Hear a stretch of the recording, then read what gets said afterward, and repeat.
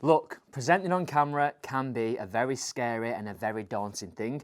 I completely understand, and that's why in today's video I want to talk you through my top tips for presenting on camera with real confidence.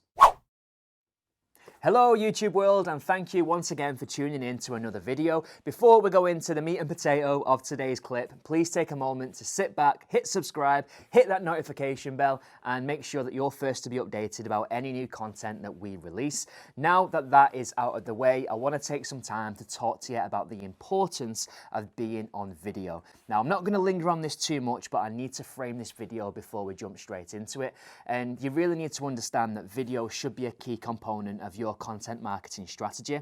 Now, the priority of any social media platform, I don't care which one we're talking about, is to retain their audience's attention for as long as possible. Why? Well, because the longer that a consumer is plugged into a platform, the more opportunity that platform has to sell advertising space to other businesses in order to monetize that platform. So of course, they want people's retention for as long as physically possible. And in the eyes of the social media platforms, video content is a really good way of doing that, because as long as people are hooked in and they're getting value from it, it's going to hold their attention for a much longer period of time than a quick graphic or a post that they can just scroll on right by. So the relevance of that to your business is that A, you want to build trust with consumers in your market. Video allows a window, if you like, into your business and who you are as a person, or who your team are as people, in order for people to be educated on what you do. Secondly, platforms for the most part are going to prioritize that kind of content and boost that to their users in order to retain their attention for longer.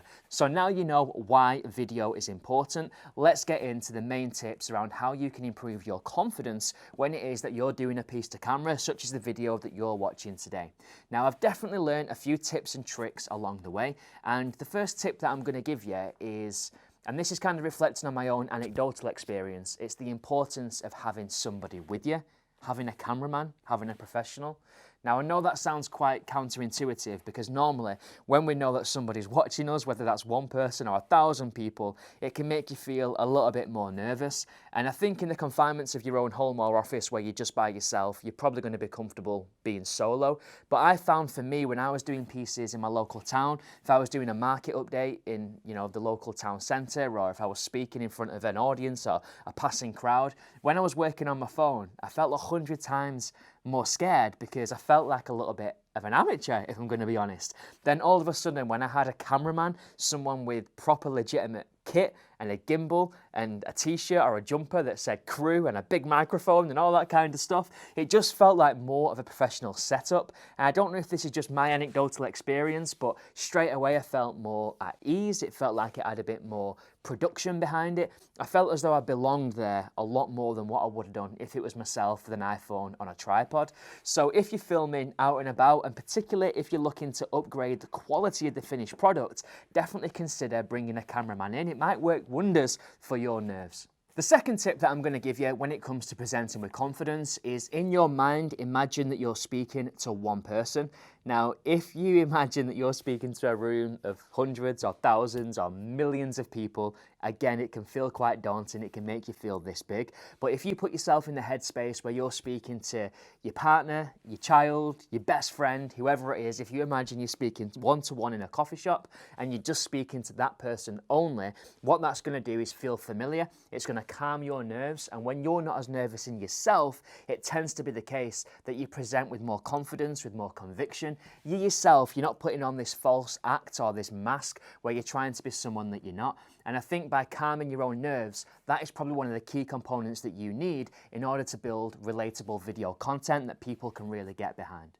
The third tip is going to be to maintain eye contact. Now, if you imagine, I'm speaking to the camera right now, talking to you, and I'm looking at the lens, and it feels like I'm looking you in the face, looking you in the eyes, and we're having a conversation.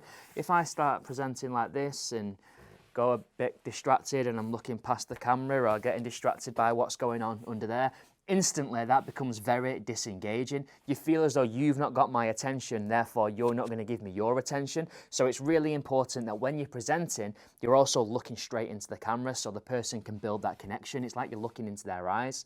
And finally, when it comes to presenting with confidence, don't be afraid to use body language. Again, don't be very reserved, don't shrink up, don't go in your shell. Don't be visibly nervous about presenting on camera, because that's not going to fill the person who's consuming the content with any degree of confidence that you know what you're talking about.